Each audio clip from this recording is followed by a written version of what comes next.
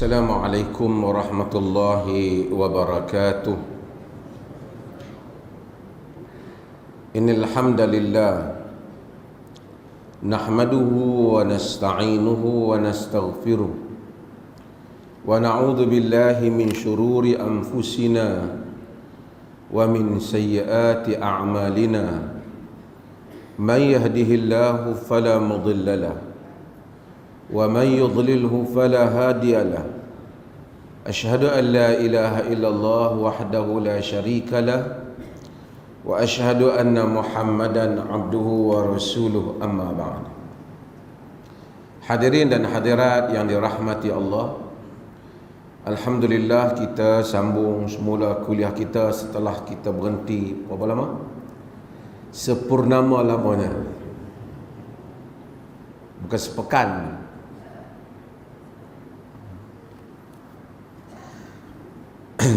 Dia hari tu ni rekod tanpa henti, kemudian kena buat pula rekod lama berhenti. Bukan sengaja berhenti, dia ada banyak urusan. Kita masih lagi di dalam bab apa ni?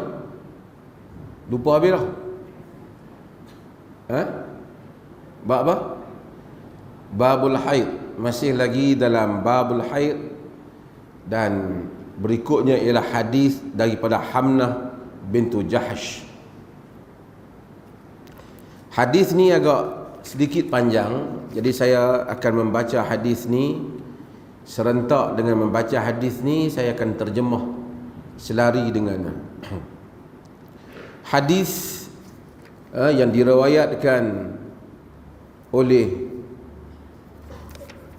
Al-Imam An-Nasai, Abu Dawud, At-Tirmidzi dan selainnya, dan juga ada asal dalam Bukhari dan Muslim, di mana Nabi SAW daripada wa'an Hamnah bintu Jahsh radhiyallahu anha qalat, daripada Hamnah bintu Jahsh. Hamnah bintu Jahsh adalah merupakan sahabiyah, yakni sahabat Nabi yang wanita, dan dia merupakan saudara kepada Zainab binti Jahsh. Zainab binti Jahsh merupakan siapa? Siapa Zainab? Isteri Nabi sallallahu alaihi wasallam, Ummul Mukminin, isteri Nabi sallallahu alaihi wasallam. Ini adalah adik dia. Dia kata, saudara perempuan dia. Adik ke kakak dia, saudara perempuan dia.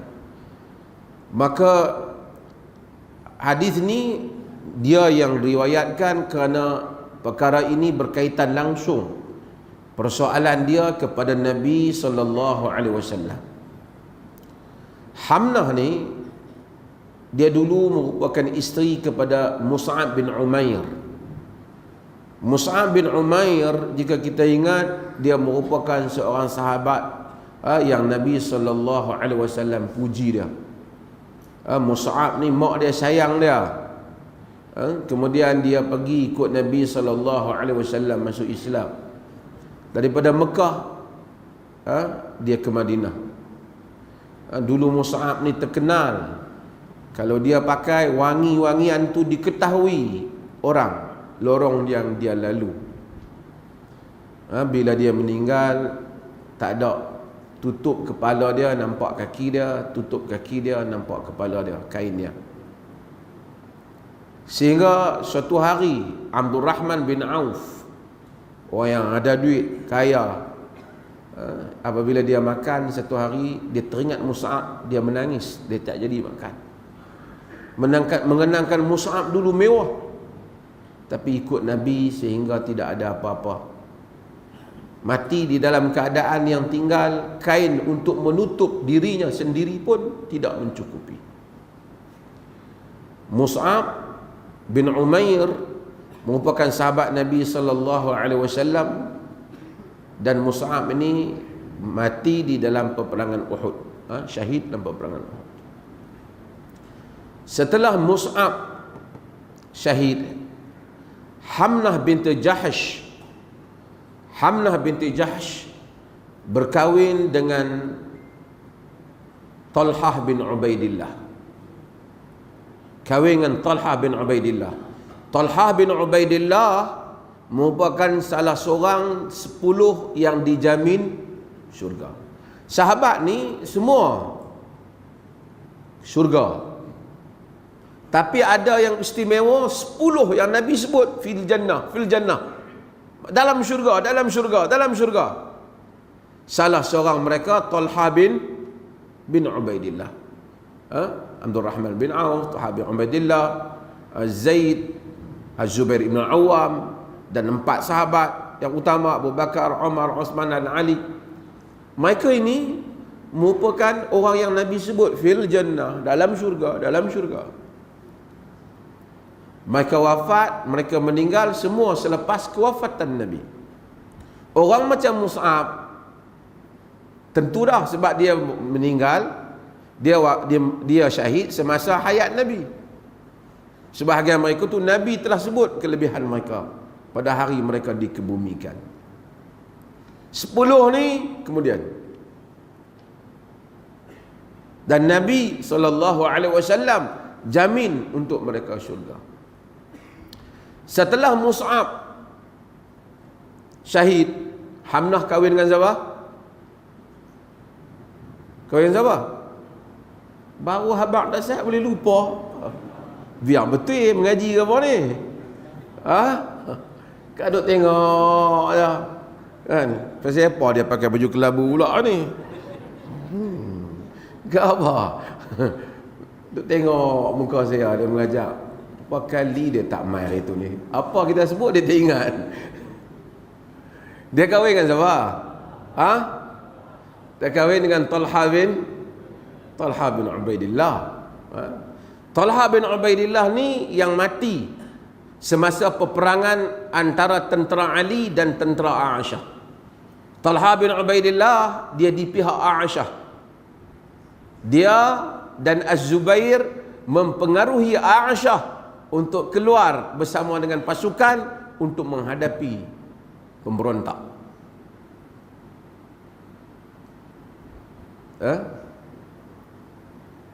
Aba Muhammad, Sayyidina Ali bila tengok Talha tu korban perang dengan tentera dia, Talha di pihak Aisyah. Seperti mana yang selalu saya cerita, Sayyidina Ali turun tengok Talha dan angkat Talha. Muka Talha penuh dengan pasir, tersembam. Dia angkat, disapu pasir. Berat perasaan aku melihat engkau majdulan tahta nujumis sama, melihat engkau dibunuh di bawah bintang-bintang langit. Aku mengadu kepada Allah kelemahanku, duka citaku. Alangkah baiknya jika aku mati 20 tahun yang lepas, supaya tidak terlibat dengan pergaduhan ni. Bukan Ali nak bunuh dia, fitnah berlaku. Nabi jamin dia syurga. Syiah marah. Syiah Talha, Az-Zubair, Aisyah, yakni hantar kepala-kepala utama dia marahlah. Muawiyah sahabat Nabi, tapi makam dia tidak seperti Talha dan Az-Zubair. Jadi Hamnah ni kahwin dengan siapa? Talha. Qalat kuntu ustahadu haidatan kathiratan syadidatan. Aku dahulunya ustahad, yakni istihadah. Dengan istihadah dengan darah yang banyak dan terlalu. Darah banyak. Istihadah ni dia saya dah sebut dalam kuliah yang lepas, perbezaan antara haid dan istihadah. Ingat tak? Orang perempuan, orang lelaki dia main, tak payah dia ingat lah. Biar ambil kat orang perempuan aku, dia lah apa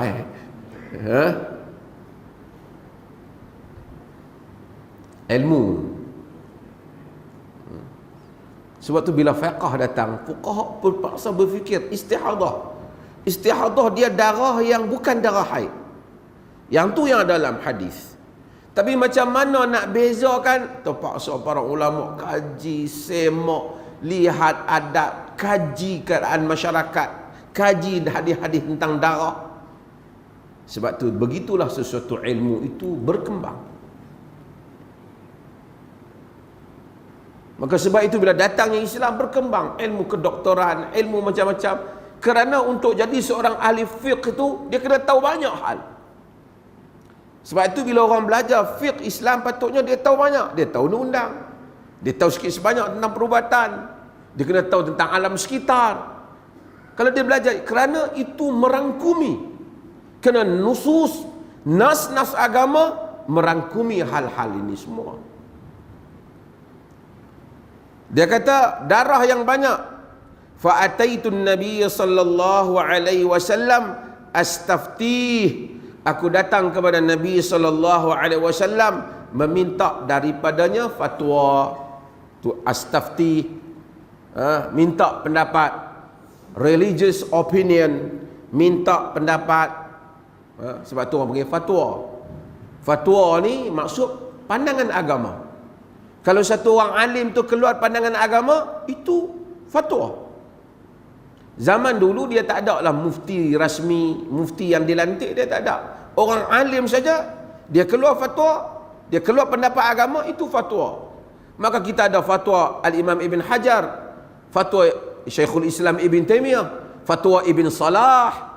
Semua kaul-kaul yang dikeluarkan Imam Syafi'i itu fatwa. Demikian Abu Hanifah sebelumnya, Imam Malik, fatwa. Fatwa maksudnya pandangan agama, pandangan hukum hakam agama, fatwa lah. Bila satu orang kita tanya dia alim, dia keluarkan, itu fatwa. Tapi kalau dia main tibai je, panggil apa? Orang Melayu kata petua. Petua tu daripada fatwa sebenarnya. Daripada perkataan fatwa. Maksud mengeluarkan pandangan.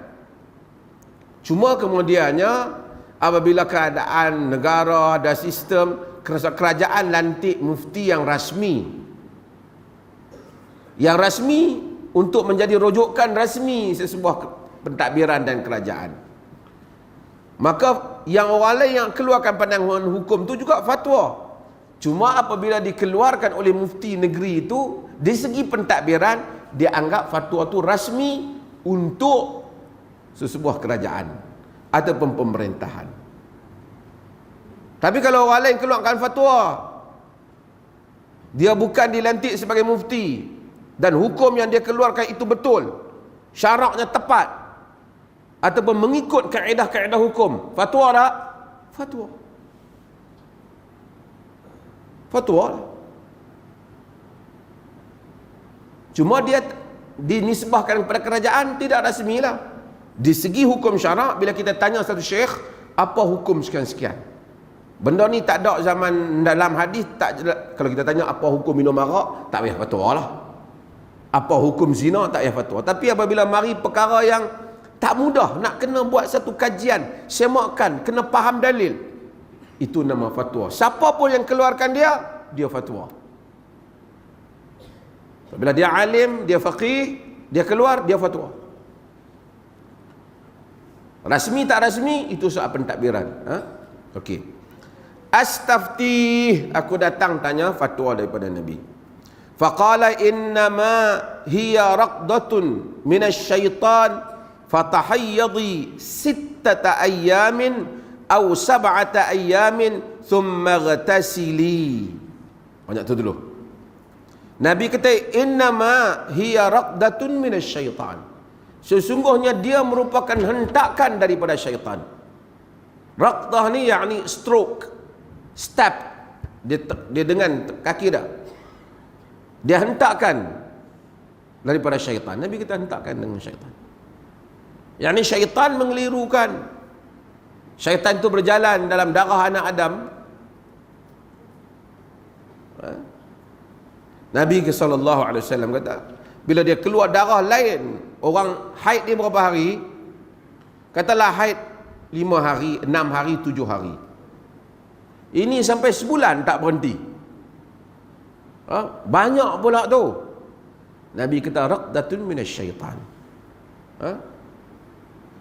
Yang ni daripada devil. daripada syaitan, kan Nabi sallallahu alaihi wasallam kata. Tapi Nabi beritahu macam mana?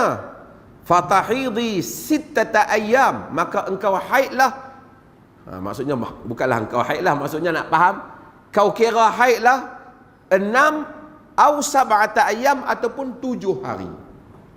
Maka bila kau darah banyak sampai tak tahu, sampai sebulan darah keluar, katakanlah 17 hari darah keluar tak berhenti-henti, tanya Nabi nak buat macam mana? Nabi kata itu merupakan hentakan syaitan, maka engkau haidlah 6 ataupun 7.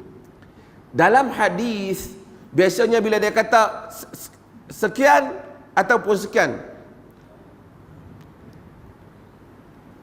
ini atau tu kadang-kadang syak daripada rawi, kan? Dia menyelak saqaihi au fakhizaihi, nampak Nabi itu betisnya ataupun pahanya dalam hadis. Jadi bila atau tu maksud rawi tak ingat betis ke paha, dia nak mengelak dia berdosa di sisi Allah, dia kata atau. Tapi dalam hadis ni, atau di dalam hadis ni bukan atau rawi yang syak. Memang atau tu daripada Nabi sallallahu alaihi wasallam. Maksudnya Nabi kata engkau haid, ambil kira haidlah antara 6 ataupun 7 hari. Yang ni kalau engkau darah mari sampai dah 15 hari, engkau kiralah 6 ataupun 7 hari. Yang ni kalau engkau biasa sebelum ni 6, kau kira 6. Kalau kau biasa sebelum ni 7, engkau kira 7. Hari itu saya dah sebut, tak kisah saya sebut balik macam mana perbezaan yang ada dalam. Apabila cukup 6 atau 7, summa ghatasili, kemudian engkau mandi. Tuan-tuan, Nabi SAW, ni orang lelaki kan, Nabi ni dia mari, dia mula-mula dia bawa Iqra, wahyu, bacalah. Kemudian bila bacalah, dia bagi datang titah perintah Allah satu persatu, kemudian solat dan semua. Dia tak boleh solat macam tu saja. Bila solat, sebelum solat nak kena ada apa? Wudu. Bila nak ada wudu, ada syarat wudu. Bila ada syarat wudu, ada semua ni, bab ni, haid dan macam-macam lagi. Kalau Nabi ni, agama ni dia duduk seorang-seorang, dia reka, orang main tanya, dia tergamam. Betul tak? Uish, betul juga aku kata orang haid tak saya semayang, main masalah istihadah pula, kacau ni. Jenuh dia nak mereka banyak benda. Tapi oleh kerana agama adalah wahyu Tuhan, orang datang, Nabi beritahu, orang datang, melainkan dia kata tunggu, aku tunggu wahyu. Kerana kalau satu agama tu sekadar pergi tempat semayang, lepas tu kau hengguk-hengguk kau balik, senang. Ini ahkam syarak, daripada bangun tidur, kemudian buka mata bacaannya, nak boleh celup tangan, tak boleh celup tangan, ingat tak? Dalam air. Kemudian macam mana nak berwuduk, sampai bila musafir berapa hari, tak musafir berapa hari, bila orang berhadas besar macam mana, bila orang nak berwuduk, bila orang cedera. Ini semua satu sistem. Kalau agama itu rekaan, boleh tak buat benda ni? Dia tak boleh buat. Dia jam sampai tengah jalan. Banyak benda nak main ni. Ni orang perempuan pula tanya. Jadi oleh kerana agama adalah wahyu. Wahyu. Okey. Fa idza stanqati, sebenarnya dari segi bahasa Arab, ulama bahasa bincang, kerana istanqati ini macam tak kena dengan root kalimat bahasa tu, naqi. Dia kata fa idza anqaiti, tapi tak apalah, pasal riwayat-riwayat datang fa idza stanqati, depa pun pakailah fa idza stanqati. Ya, ini panjang cerita. Fa idza stanqati, apabila engkau dah bersih, fasalli 24 atau 23. Jika engkau telah bersih, dah mandi dah bersih, kamu semayang sebanyak dan 20. Berapa? 20, 24 ataupun 23 hari. Maksud dalam sebulan engkau haid tadi 6 ataupun 7. Bila engkau dah bersih, engkau semayang berapa? 24 ataupun 23 kata Nabi. Wasumi wasalli, kamu puasa dan kamu semayang. Maksudnya walaupun darah kamu keluar, kamu istihadah, kamu kena puasa dan semayang, kerana itu bukan haid, itu adalah istihadah. Itu adalah istihadah. Sekali kita akan pergi kepada pendetilan lagi. Bagi habis hadis ni dulu. Fa inna zalika yujzi'uki, karena yang demikian itu cukup untuk kau, mensahkan kau. Wa kadzalika faf'ali kulla syahrin, yang demikian itu kamu lakukan setiap kali, setiap bulan. Jadi nak tanya, kalau satu orang istihadah, setakat hak Nabi cakap ni, dia darah dia keluar, darah dia keluar sampai dia kira 6 ataupun 7 hari, yang dia ambil kebiasaan time haid dia, waktu haid dia, menses dia. Nabi kata, then therefore you observe your menses 6 or 7 days.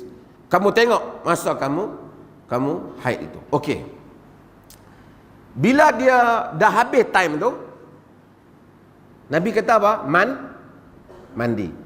Jadi mandi ni untuk orang yang haid ni berapa kali? Sekalilah bila tamat haid. Kemudian dia istihadah. Lepas dia mandi 6 hari dia mandi atau 7 hari dia mandi, dia ada lagi dalam sebulan ada berapa hari? Jadi Nabi kata kamu semayang lagi 24 ataupun 23 hari. Walaupun darah ada, tapi darah itu bukan darah haid. Nabi kata suruh mandi tak? Nabi tak kata suruh mandi. Setakat tu. Nabi kata hak mandi tadi yang mana? Masa tamat haid itu. Masa darah istihadah Nabi tak kata pun mandi. Cuma Nabi kata kalau kamu dah mandi masa haid, masa istihadah ni kamu semayang macam biasa. Sah untuk kamu. Nabi tak kata setiap kali nak semayang mandi, setiap kali Nabi tak kata. Kenapa saya sebut? Saya nak sebut ulama khilaf berapa kali nak mandi. Okey. Faf'ali kulla syahrin kama tahidun nisa. Kamu buatlah macam tu setiap bulan, macam mana wanita-wanita haid. Fa in qawiti ala an tuakhiri adh-dhuhra wa tu'ajjili al-'asra thumma taghtasili hina tadhhurina wa tusalli dhuhra wal 'asra jami'an thumma tuakhirina al-maghrib wa tu'ajjilina al-'isha thumma taghtasilina wa tajma'ina baina as-salatain faf'ali wa taghtasilina ma'a as-subhi wa tusallin. Qala wa huwa a'jabul amrayni ilayya. Okey, Nabi kata fa in qawiti, tapi jika kau kuat, kau larat, if you are strong enough, jika kau laratlah, Nabi kata an tuakhiri zuhra. Kalau kita ni satu perempuan yang mari istihadah, darah banyak, lebih daripada darah haid tadi, Nabi kata kalau larat, kamu lewatkan zuhur. An tuakhiri az-zuhra, kamu lewatkan zuhur. You delay zuhur time. Wa tu'ajjilil asra, and you advance, you cepatkan asar time, waktu asar. Jadi la zuhur masuk ke apa? La asar masuk ke apa? Hari ni masuk ke apa? Tok Bilal mana Tok Bilal? Masuk ke apa hari ni? Katalah 4, katalah mudah 4:30 masuk. Jadi Nabi kata kamu semayang zuhur tu pada pukul, maksudnya kamu semayang pada 4:20 tu kamu semayang. Kamu lewatkan zuhur dan kamu segerakan asar. Masuk je asar, terus kamu semayang asar. Dia bukan macam jamak yang biasa kita jamak, tapi yang ni dipanggil oleh para fuqaha al-jam'u suri. Maksudnya nampak macam jamak. Faham tak ni? Ini kepada orang-orang yang ada masalah, yang dia mungkin kata sakit, pergi hospital. Salah satu yang boleh dia buat macam ni. Kalau waktu mengizinkan dia, dia tak perlu jamak seperti kerana dia ada ruang hadir ni, dia lewatkan Zuhur, dia cepatkan Asar. Jadi dia tetap semayang dalam waktu. Maksudnya Zuhur tetap dalam Zuhur, Asar tetap dalam waktu Asar. Faham tak tuan-tuan ni? Mengaji fiqh ni faham ni? Betul ke ni? Faham. Itu saya cerita siapa? Juha. Aja saya kata Juha. Orang main kat dia kata apa? Anak saya ni nak buat macam mana? Malam-malam tak boleh tidur. Tak boleh tidur. Menangis. Macam Ahmad Al-Baq tu. Menangis. Juha ni lawak. Kan? Lauk Juha ni macam Pak Pandir lah alam. Saya pergi ke Uzbekistan. Ada Nasruddin Khaja. Juha. Dia ada dia buat patung di atas keldai kerana dia ni terkenal dengan watak lawak, bukan bodoh-bodoh cerdik. Bodoh kena ke dia. Macam tu lah. Saya dulu suka baca cerita Juha ni, bagi dia banyak cerita dia. Salah satunya orang mari dia macam mana nak buat, dia kata anakku tidur tak lena malam-malam. Dia bagi kitab fiqh, dia kata ambil kitab ni, buka kitab ni. Bila anak hang tak mau tidur, hang buka depan dia. Hang baca. Dia kata takkanlah, dia lagi tak tidur lah. Dia kata bukan, sebab di masjid aku buka baca kitab fiqh, bukan saja budak, orang tua pun tidur. Orang tua pun tidur kata. Tapi tak apalah, orang sini tak tidur kan. Okey. Ini dia jamak suri. Maksud okey. Summa taghtasili, kemudian engkau mandi. Maksudnya kalau kau buat macam ni, pasal apa Nabi kata kalau kau kuat? Maksudnya kalau kau kuat, engkau mandi. Tabah, belum ada apa-apa kebakaran. Kita orang kita. Sebab tu sahabat itu Jabatan Pulau Pinang ni sahabat. Jabatan Pulau Pinang tu di tengah tu dia kena bubuh penghadang tu. Sebab orang kita kalau aksiden belah kiri, jam belah kanan. Sebab yang belah kanan tu nak tengok kawan yang aksiden tu. Kita ingat aksiden dah. Dia gaduh nak tengok kawan sebelah. Jadi dia bubuh ban supaya tak jam. Kalau aksiden belah kiri, biar tak nampak, dia pergi jalan terus. Kalau dia nampak, dia bukan dia nak tolong pun, dia nak tengok. Tapi tuan-tuan tak lah, tak apa. Okey. Balik kepada hadis. Nabi kata, artinya kamu, kalau kamu jamak tu, Nabi suruh mandi. Bila nak masuk Zuhur, mandi. Pukul 4, katalah pukul 4:10 mandi. Lepas mandi, semayang Zuhur 4 rakaat. Bagi salam, duduk sekejap, masuk waktu apa? Asar. Semayang asar 4 rakaat. Faham tak? Okey. Kemudian Nabi kata apa? Summa tuakhirinal maghrib. Kemudian kamu lewatkan maghrib. Wa tuajjilinal isya, dan kamu segerakan isya. Maghrib nak habis pukul berapa? Katalah hari ini 8.20. Jadi 8.10 sembahyang maghrib. Bagi salam je, terus masuk waktu isya. Wa tuajjilina isya, dan kamu segerakan waktu isya. Thumma taghtasilin, dan kemudian kamu mandi. Ni kemudian ni maksudnya summa tu dia gabung sekali lah. Maksudnya masuk kamu mandi dululah. Wa tajma'ina baina salatain, kamu mandi, kamu himpun antara dua salat, itu maksudnya. Kamu mandi, kamu himpun antara. Faf'ali wa taghtasilina ma'as subhi, dan kamu mandi bersama dengan waktu subuh. Kalau dalam hadis ni, kalau kita pakai hadis ni, artinya orang yang istihadah dia akan mandi berapa kali?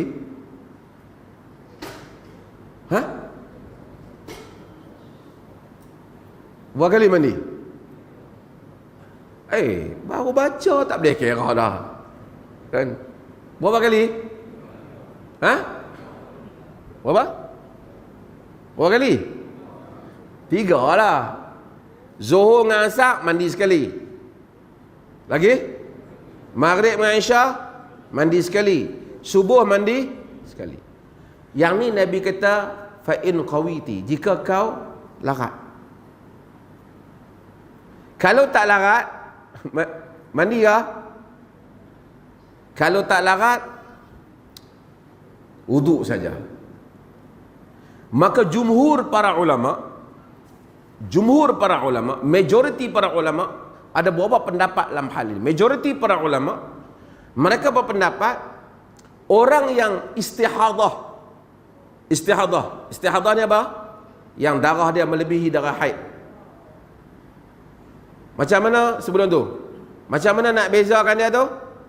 Pertama, melalui adat kebiasaan. Dia memang duk istihadah, duk haid 6 ataupun 7. Tiba-tiba mari umur 30, darah tak berhenti sampai 15 hari. So dia kira berapa hari? 6 ataupun 7 yang dia biasalah. Okey. Tapi dia pun tak tahu. Kok mana dia dulu pun tak tahu 6 7 pening.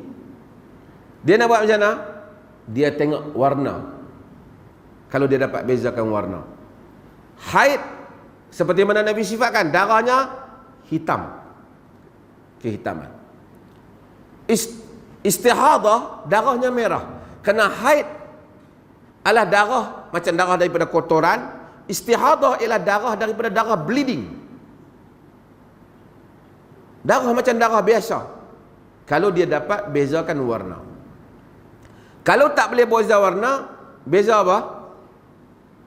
Orang perempuan pun tak ingat kita mengajar tu. Beza apa? Beza kepekatan. Istihadah macam pekat darah. Haid lebih pekat. Istihadah macam darah. Haid dia pekat. Kalau tak, kata fuqaha, beza bau. Haid baunya keras. Istihadah baunya seperti darah biasa. Kalau hak tu semua orang pun tak tahu, aku tak tahu lah dah. Dia panggil mubtada. Dia baru mula tak tahu. Dia kira macam ni, kira adik-beradik dia. Kak dia macam mana? Kak pun tak ada, anak sulung. Kira mak dia. Kata mak pun tak ada. Memang anak bulu betung. Katalah dia mak pun tak ada. Dia tak ada, dia buat anak belah. Nak kira siapa? Tak ada siapa? Kira wanita yang sepertinya di dalam kaumnya. Hak Melayu macam mana? Yang India macam mana? Kalau anak Melayu lain, kalau Zamri cerita lain. So, nak kena tengok yang mendekati. Yang mendekati. Tuan-tuan, banyak para fuqaha tolong fikir untuk kita nak merumuskan, nak membolehkan supaya, nak bolehkan apa ni? Sampai nak tahu darah, warna, pekat, nak bolehkan apa ni semua ni? Nak membolehkan dia solat ataupun tidak solat. Dia puasa ataupun tak puasa. Betapa satu orang Muslim ambil kira semua. Darah dia apa? Tiba-tiba mari orang Islam kotor ya. Tak tahu ala. Dia ada antara dalam di kalangan Jew, di dalam Yahudi, dia haid dia perempuan tak boleh pakai tamu langsung. Di kalangan Nasara dahulu dia tak kisah haid tak haid sama. Mari Islam, wanita haid dia tak pergi buang bubuh kuning muka dengan dia tak buat kerja tu. Tapi dia ada hukum hakam yang boleh, dan solat tak boleh, puasa tak boleh, duduk dalam rumah bergaul suami isteri boleh, jimat tak boleh, yang lain boleh. Nanti kita akan lihat apa yang dibahaskan di dalam hadis-hadis ini. Okey. Jadi para fuqaha kata, jumhur mereka kata, orang yang istihadah hanya wajib wuduk saja, tidak wajib mandi bagi setiap kali semayang. Di kalangan mereka ada yang menyatakan wajib mandi bagi setiap kali sembahyang, di atas hadis-hadis yang dhaif yang telah kita sebut sebelum ni. Di kalangan mereka ada mandi 3 kali dasarkan.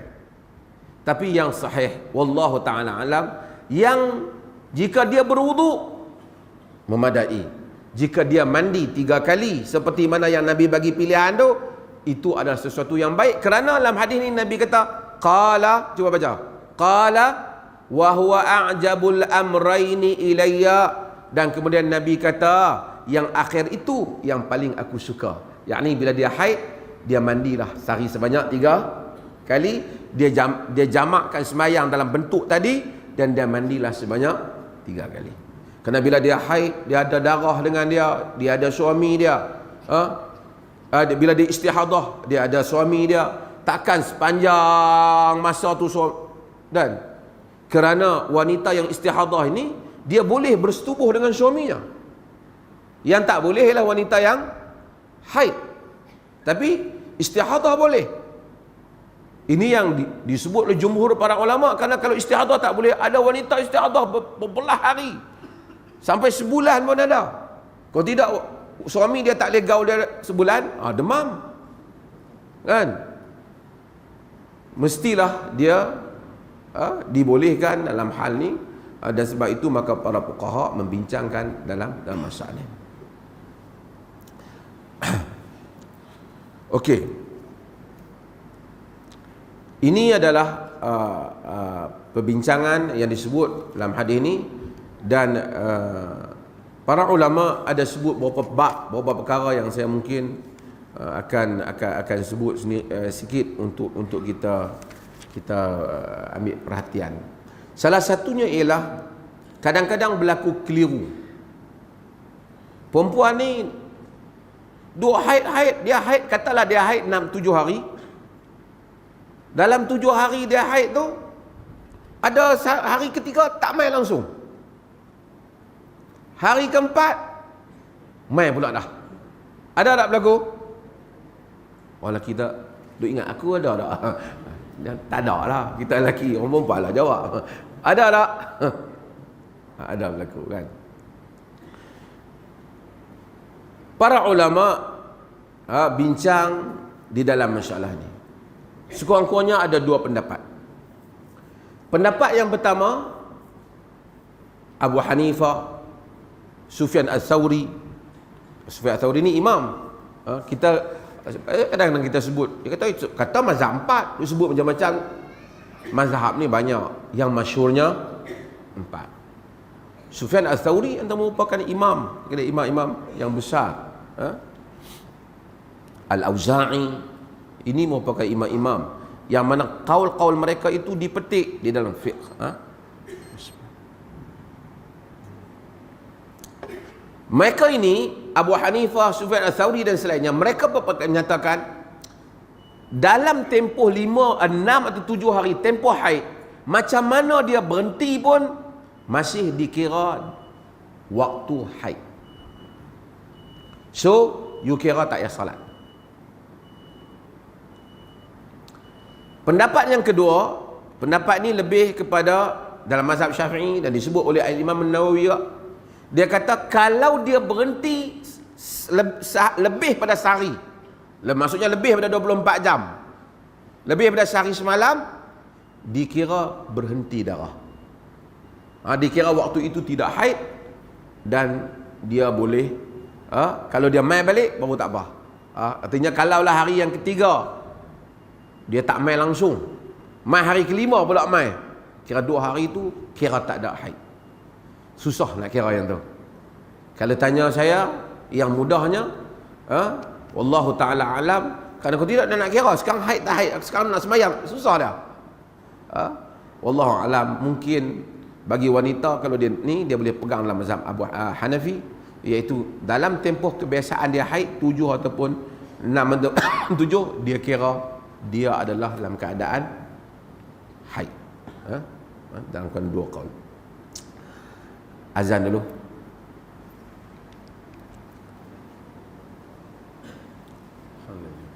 InsyaAllah kita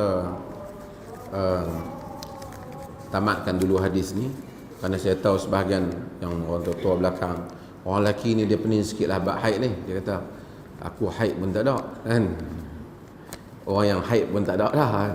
Jadi tapi ini adalah ilmu pengetahuan untuk kita beritahu. Ni dah soalan ni sementara ni, dahsyat soalan ni.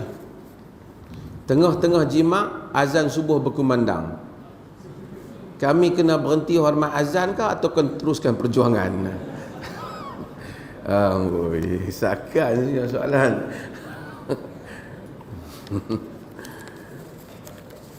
Boleh teruskan perjuangan, melainkan jika pada bulan Ramadan berpuasa, dia hendaklah menghentikannya, kerana telah masuknya waktu di mana dia wajib untuk meninggalkan makan dan minum dan perkara yang membatalkannya, dan jima' termasuk dalam perkara yang membatalkannya.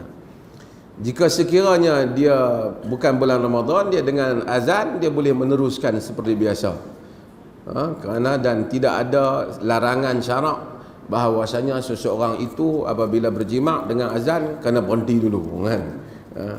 Bahkan kita akan tengok apa yang disebut di dalam Bukhari juga ada sebut dari riwayat daripada Atha' bin Rabah, di kalangan mereka ada yang bersembang masa azan dan ada yang ketawa. Kerana itu, sebab itu sebahagian fuqaha menyatakan dimakruhkan bercakap saja, untuk tidak diharamkan bercakap semasa azan, dimakruhkan, melainkan mendatangkan perkataan yang tidak menghormati azan, yang menunjukkan bahawasanya kita nak mempersendakan azan, itu dilarang. Cuma bila mengajak ni tak badailah, orang nak jawab azan lagi. Tapi kalau dia nak berhenti, dua orang tu kita berhenti jawab azan tu, ikut dia lah kan, jadual terpulang pada dia sendirilah.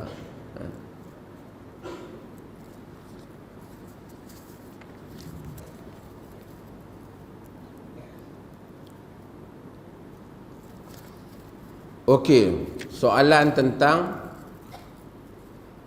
bilakah waktu yang dimustajabkan doa pada hari Jumaat? Saya ingat kita pernah jawab dah benda ni, kerana ini berlaku perbahasan di kalangan para ulama. Kerana Nabi SAW menyebut dalam hadis, fil jum'ati sa'atun la yuwafiquha 'abdun muslim qa'imun yusalli fasa'ala Allah khairan illa a'tahu, rawahu Muslim.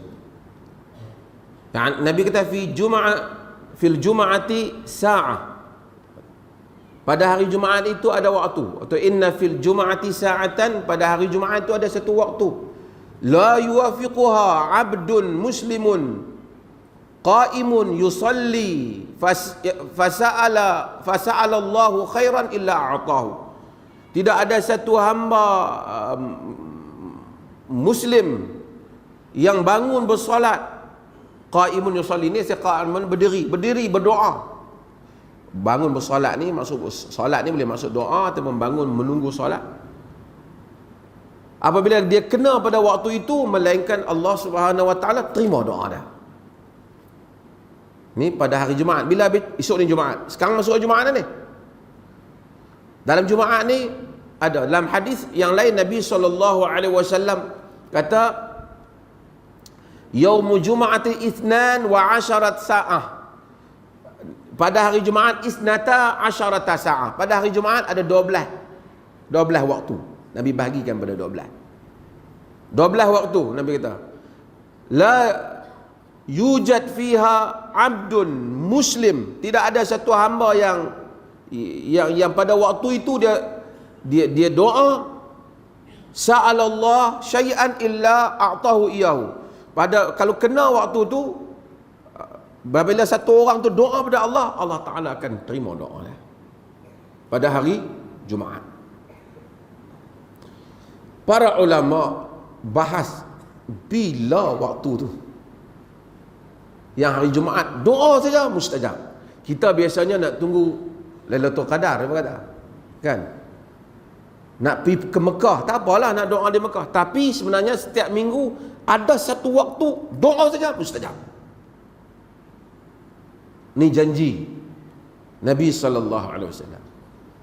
Al-Hafiz Al-Imam Ibn Hajar Al-Asqalani, ni tuan kitab kita ni, Al-Hafiz Ibn Hajar, dia tulis, dia syarah Sahih Bukhari. Apa nama kitab dia? Fathul Bari, syarh Sahih Al-Bukhari. Dalam Fathul Bari dia sebut 42 pendapat ulama waktu yang dikatakan mustajab tu. Tak apalah, satgi saya sebut waktu mana kan. Tapi sampai 42 ni menunjukkan apa? Menunjukkan ulama bahas sungguh ni, nak cari sungguh ni. Ramai orang masuk campur dalam nak cari waktu itu, sehingga 42 pendapat. Ibn Hajar ni kemudian dia 852 Hijrah dia meninggal. Al-Imam Ibn Qayyim Al-Jauziyah, dan kitab yang dia terkenal Zadul Ma'ad, Al-Imam Ibn Qayyim dia sebut 12 pendapat. Kesimpulannya 12 pendapat yang mana waktu mustajab. Tu baru sebut pendapat kan. 12 tu yang Ibn Hajar sebut tu, 12 duduk dalam tu lah. Tapi Ibn Qayyim sebut kurang lagi. Ibn Qayyim bukan simpulkan Ibn Hajar, kerana Ibn Qayyim dia sebelum Ibn Hajar. Dia meninggal pada tahun 751, 752. Ibn Hajar meninggal pada tahun 852. 1 tahun kemudian. Okey. Payah 12. Tuan-tuan nak berapa? Nak tahu tak bila ni? Ha? Kata Ibn Qayyim, daripada 12 tu kesimpulan dia 2 je pendapat yang kuat. Senang sikit lah. Salah satu daripada 2 ni kuat. Yang pertama, kerana yang dua ni, pendapat yang 2 ni ada hadis. Yang pertama, bila ni?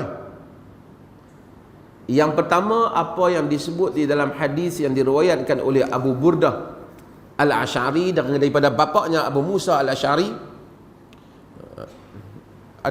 Hadis dalam Sahih hadis dalam Sahih Muslim daripada Abu Musa. Hadis dalam Sahih Muslim, dia kata waktu itu bila dia tanya, dia kata wahia min an yajlisal imamu 'alal mimbar ila an tuqdas salah, iaitu daripada mula imam duduk di atas mimbar sehingga selesai sembahyang. Maksud tak samalah, setiap tempat, setiap orang ikut tempat yang ada solat lah. Maksud daripada imam naik lah, Assalamualaikum warahmatullahi, imam duduk. Bermula daripada waktu itu, di antara tu ada satu waktu yang mustajab.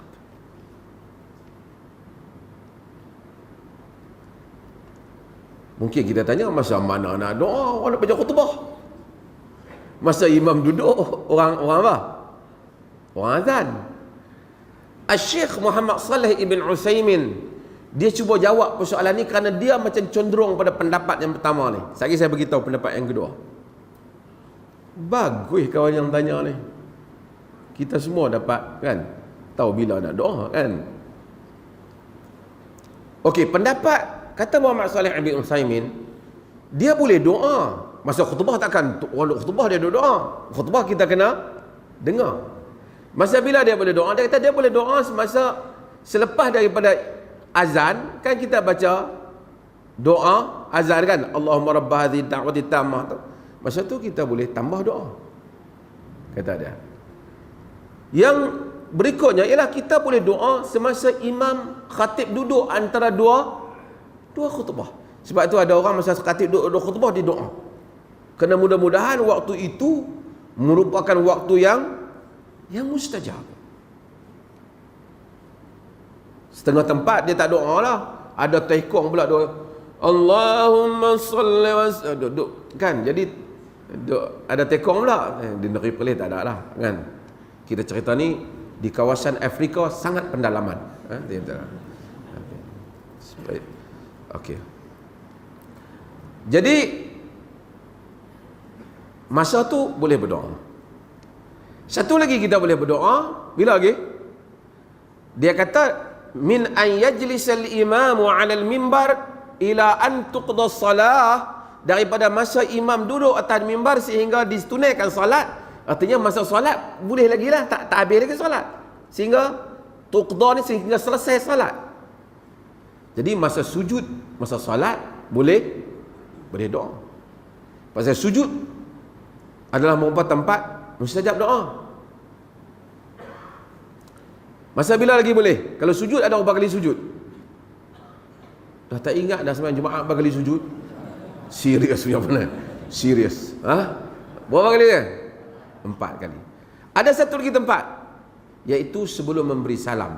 Kerana Nabi SAW ajar kita, apabila selepas kita baca tasyahud, kita boleh berdoa. Summa yatakhayyaru minal kalami ma sya' minad du'a'i ma sya'. Dalam riwayat, kamu boleh pilih doa apa yang kamu kendaki sebelum kamu bagi salam. Jadi sebelum imam bagi salam tu, kita bolehlah doa, Rabbi ghafirli wali walidayya ke apa, kita boleh doa. Itu berapa pendapat? Satu pendapat. Pendapat yang kedua, yang lebih ramai orang pakai pendapat ni, dan pendapat ini disokong oleh Abdullah bin Salam. Siapa dia Abdullah bin Salam? Abdullah bin Salam ialah sahabat Nabi yang Yahudi. Jadi Abu Hurairah tanya dia, sebab Abdullah bin Salam adalah alim Yahudi. Abu Yusuf, dia orang Yahudi yang tunggu Nabi, tengok Nabi. Bila dia tengok masa awal Nabi datang, dia riwayat seperti mana riwayat Al-Imam Tirmizi, apabila Nabi sampai Madinah, dia tengok Nabi. Dia kata pertama kali Nabi berucap bila sampai-sampai orang semua duduk tunggu, ayyuhan nas ifshus salam wa at'imut ta'am wasilul arham wasallu wan nasun niyam. Wahai manusia, sebarkanlah salam, hubungkanlah silaturahim. Wahai manusia, sebarkanlah salam, beri orang makan, sebarkanlah silaturahim, dan solatlah ketika orang sedang tidur. Itu penting, mulai. Itu dia kata ucapan Nabi yang pertama. Orang semua duduk tunggu nak cakap, Nabi kata sebarkan salam. Masuk kesejahteraan. Dulu orang bergaduh, Nabi suruh assalamualaikum, peace be upon you. Kemudian wa at'imu ta'am, bagi orang makan, hubung silaturahim, salat masa orang. Kata Abdullah bin Salam, fa'araftu min wajhi anna wajhu laysa bi wajhil kadhib. Aku tengok Nabi, maka aku tahu bahawasanya wajahnya bukan wajah seorang pembohong. Pembohong ni kita tengok kan, muka tu, kata Piramli, kamu kan tahu dia tu penipu, mukanya pun muka penipu kan. Jadi muka tu, kata Abdullah bin Salam, aku tahu muka dia. Abdullah bin Salam ni alim. Sebab itu bila dia masuk Islam, Nabi simpan dia. Nabi panggil Yahudi yang lain. Apa pandangan kamu kepada Abdullah bin Salam? Ta'alimuna ibnu alimina, orang alim kami, anak orang alim kami, yang paling tahu di kalangan kami. Kalau itulah apa yang kamu tahu, Nabi buat keluar Abdullah bin Salam. Rasulullah SAW beritahu, dia kata aku terima Muhammad sebagai Rasulullah. Dia, inilah Rasul yang Taurat beritahu. Oh, Abdullah bin Salam ni anak penipu yang paling tak pakai, semua tak pakai, dia kutuk habis. Abdullah bin Salam kata, ya Rasulullah, aku dah beritahu dah, Yahudi memang macam tu je dah. Ya. Abdullah bin Salam ni, Abu Hurairah tanya dia, kau duk baca kitab-kitab Taurat ni semua ni, bila waktu yang mustajab? Dalam hadis Nabi SAW sebut, di dalam hadis tu, dalam hadis yang tadi kan, Nabi yang Nabi kata yaumul jumaah isnata asyarata sa'ah, 12 waktu itu. Tapi dalam ujung hadis itu Nabi kata faltamisu akhira sa'ati ba'dal asr, carilah waktu akhir selepas asar. Jadi bila tanya Abdullah bin Salam kata waktu akhir selepas asar.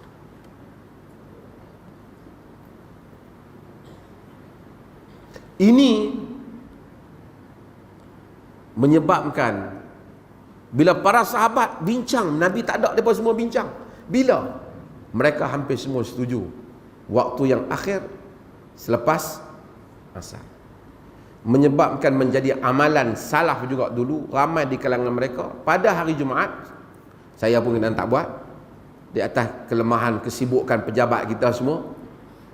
Pada hari Jumaat, pada selepas solat asar, mereka tak pergi mana. Mereka duduk dalam masjid dan berdoa, kerana mereka mengharapkan akan kena pada waktu berkenaan, yang mana doa akan mustajab.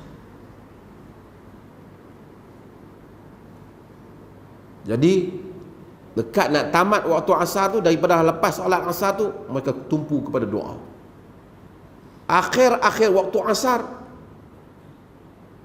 mereka doa. Orang tanya Abdullah bin Salam, macam mana nak, dalam hadis tu, abdul mu'min, abdul muslim, qaimun yusalli, hamba muslim yang berdiri solat. Waktu asar, ujung waktu asar tak ada solat. Kata Abdullah bin Salam, kau tak dengar kan Nabi kata, orang yang tunggu solat seperti bersolat. Maksudnya dia duduk dalam masjid tu, dia macam solat lah. Dia tunggu waktu maghrib. Masa tu dia doa. Masa tu doa mustajab. Doa mustajab. Mudah-mudahan amalan salafus salih yang berdoa pada waktu sedemikian, maka mudah-mudahan kita pun mengambil ruang. Jika ada keluangan kita berdoa pada waktu yang seperti itu. Ada lagi soalan? Tidak, saya nak jawab ni, ada satu soalan panjang.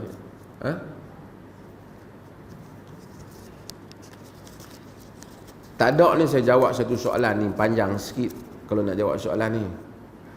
Berhubung dengan puak Ismailiyah, adakah mereka itu Syiah atau mereka mengikut Nabi Ismail?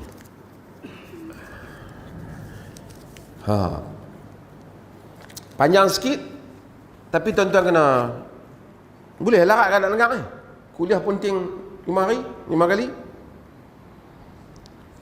Ismailiyah ialah puak daripada puak Syiah. Syiah Ismailiyah.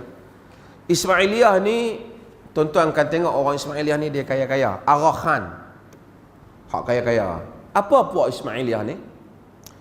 Puak Syiah ni, dia percaya dari Syiah ni, dia tak apalah, Syiah kita tahulah. Syiah ni dia pengikut Ali yang berkena wajib beriman bahawa Ali telah itu merupakan imam selepas Rasulullah dengan nas daripada Nabi. Dengan nas daripada Nabi. Dan kemudian imam-imam itu turun kepada anak-anak cucu Ali. Kan? Jadi mereka berbeza. Ada Isna Asyariah, ada yang imam yang 12, hak Iran tu. Itu pun satu hal. Dalam perbezaan pecahan tu ada aliran nama dia Ismailiyah. Ismailiyah ni asalnya mereka ini ialah puak yang menganggap imam yang sepatutnya selepas Ja'far As-Sadiq. Ja'far As-Sadiq ni salah satu imam. Tu kita kena mazhab Ja'fariyah. Selepas Imam Ja'far tu hendaklah pergi kepada anak dia yang bernama Ismail bin apa?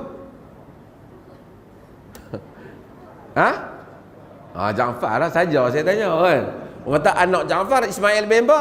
Ismail bin Rahman pula dah kacau lah. Rabak lah. Nak tengok tu mengaji tu ingat ke tak kan? Siapa nama? Anak Ja'far tu nama Ismail. Ismail bin Ja'far. Mereka kata imam mesti pergi kepada Ismail ni. Hal lain dia khilaf anak-anak lain. The problem is Ismail ni dia mati semasa hayat pak dia lagi.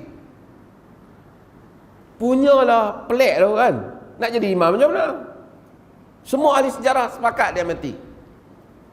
Jadi puak duk tunggu dia jadi imam tu pun ada, tapi mereka lain berpecah. Maka kata dah kalau macam tu dia tak boleh jadi, dah mati, dia mesti pergi kepada anak kepada Ismail. Anak kepada Ismail itu Muhammad bin Ismail bin Ja'far, sebaik. Muhammad bin Ismail bin Ja'far. Okey. Ini asas mula kenapa ada nama Ismailiyah. Tuan-tuan tengok dia tulis Ismaili tu. Sekarang kan. Itu. Daripada aliran ini adalah puak-puak dia yang berpecah macam-macam. Kalau di India dia panggil Buhrah. Syiah Buhrah. Syiah Buhrah ni di kalangan orang-orang India. Di Malaysia ni banyak. Dia 100 tahun lebih depa dah mai di sini dan depa ada komuniti depa hidup dengan cara depa. Dia Buhrah. Ismailiyah Buhrah. Buhrah tu Ismailiyah lah. Dia jadi pecahan macam-macam. Sebelum saya nak pergi, dia setiap negeri dia nama macam-macam. Daripada puak Ismaili inilah wujud juga pemimpin mereka yang terkenal, Ubaidillah Ibnul Mahdi, yang merupakan pengasas kerajaan Fatimiyah. Kerajaan Fatimiyah tu kerajaan Fatimiyah di Mesir, yang tu yang buat Universiti Al-Azhar. Artinya Universiti Al-Azhar tu asalnya diasaskan oleh Fatimi Ismaili ni. Dulu Syiah lah, sekarang tak ada lah kan, dulu dalam sejarahnya pada zaman itu. Apa kepercayaan mereka? Daripada Ismaili ni jugalah buatnya, Fatimi ni lah juga buatnya majlis maulid secara besar-besaran. Mereka juga. Mereka apa kepercayaan? Boleh kan nak cerita ni? Kepercayaan mereka, mereka ni dia jadi lama-lama dia mazhab ni, dia lama-lama dia berkembang. Dia berkembang. Tuan-tuan tahu salah satu nama Ismailiyah ni nama dia Qaramitah. Pernah dengar tak perkataan? Pernah saya duduk kuliah dengar perkataan Qaramitah? Tengok ramai orang pandai. Qaramitah ni puak Ismaili. Qaramitah ni ada sejarah. Pada tahun 317 Hijrah, golongan Qaramitah ni telah pergi tawan Kaabah. Kepung Kaabah, bunuh ramai orang mati di Kaabah, dan mereka telah mencuri Hajarul Aswad dan bawa Hajarul Aswad balik ke puak dia, ke negeri dia. Dan berapa lama tempoh Hajarul Aswad, Kaabah tanpa Hajarul Aswad, sehingga kita akan baca kitab fiqh yang tulis dicium Hajarul Aswad jika ia ada. Maksudnya kalau kitab tulis macam tu, kitab tu ditulis zaman Qaramitah curi Hajarul Aswad. Tapi orang Islam tak pergi tawaf tempat dia curi tu. Tetap tawaf di Kaabah. Ini bukti bagi menunjukkan orang Islam tidak menyembah Kaabah. Hanya melakukan apa yang dilakukan oleh Nabi tanpa i'tiqad bahawasanya Tuhan duduk di situ. Tak ada. Itu bukan. Sebab ada Qaramitah curi, dia tak pergi haji kat Qaramitah. Tetap hajinya di Mekah. Sehinggalah diambil balik apa yang ni. Lama Qaramitah curi. Qaramitah tu ialah puak Ismailiyah. Ismaili ni dia ada berapa i'tiqad dah. Sebutlah secara mudah. Dia percaya, ni ada ni. Kadang hak ni duk mai. Yang ni dia panggil puak batiniyah, batin. Imam Ghazali, Al-Imam Ghazali rahimahullah, dia tulis satu kitab, dia panggil Fadaihul Batiniyah. Dia membongkar keburukan batiniyah. Apa dia kata? Dia kata agama ada dua. Satu yang batin, satu yang zahir, satu yang batin. Yang zahir ni semayang, puasa, hak ni kita dah buat ni. Yang batin tu, yang tu hangpa tak dapat. Yang zahir tu Nabi Muhammad bawa. Yang batin tu ni Imam Ismaili ni bawa.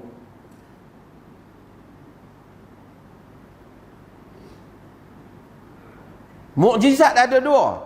Satu mukjizat tanzil, Quran yang diturunkan. Tanzil, Quran kan, kita panggil tanzil. Hak tu Nabi Muhammad punya. Satu lagi mukjizat takwil, untuk mengorek rahsia dalam Quran tu. Hak tu Imam Ismaili punya. Tuan-tuan dengar, pelik. Tapi ada orang percaya. Tu yang tarikat-tarikat tu jadi, dia batiniyah lah. Batiniyah. Kata Al-Imam Al-Ghazali tentang Ismailiyah, zahiruhu rafd wa batinuhu kufrun mahaq. Zahirnya itu Syiah tolak Abu Bakar Umar, tapi batinnya kekufuran semata-mata, kata Al-Ghazali. Wa miftahuhu wa muftatihuhu, kata dia pembukanya, kata Al-Ghazali dalam Fathul Batiniyah, kata pembuka dia itu apa? Yaitu hasru madarikil ulum fi qawli al-imam al-ma'sum. Ilmu mereka semua, kunci kepada ajaran dia, semua ilmu pengetahuan ni duduk ke imam yang maksum. Dia jadi mazhab yang susah sebab buku dia kita tak dapat. Orang duk cari ajaran dia pasal yang nampak ni dia macam ni, tapi dia ada dalam. Sebab tu tuan-tuan tengok mereka ni dalam dunia ni, saya pergi markas depa di London. Kaya. Pasal dia pun bayar semua ni. Semua cukai-cukai pengikut ni bayar kepada imam ni. Orang yang nak kaji mereka pun susah sebab dia tak bongkarkan buku dia. Buku dia hanya dipegang oleh beberapa orang dalam satu zaman tu. Dia kata Ismaili ni ada 7 balaghat, 7 peringkat. Peringkat yang pertama, buku hak pertama, peringkat pertama ni untuk orang baru masuk. Dia kata Al-Balaghul Awal, peringkat yang pertama. Al-Balaghul Tsani, peringkat hak kedua, yang atas sikit, dah masuk nak pandai sikit. Al-Balaghul Tsalits, peringkat ketiga, yang baru masuk setahun. Peringkat keempat yang masuk 2 tahun. Peringkat kelima yang masuk 3 tahun. Peringkat keenam yang masuk 4 tahun. Peringkat ketujuh, artinya dia 5 tahun lah. Peringkat ketujuh, rahsia segala rahsia. Kata Ibn Nadim, dia kata dia baca ayat yang ketujuh tu. Yang ketujuh tu dia kata dahsyat, menghalalkan segala benda haram.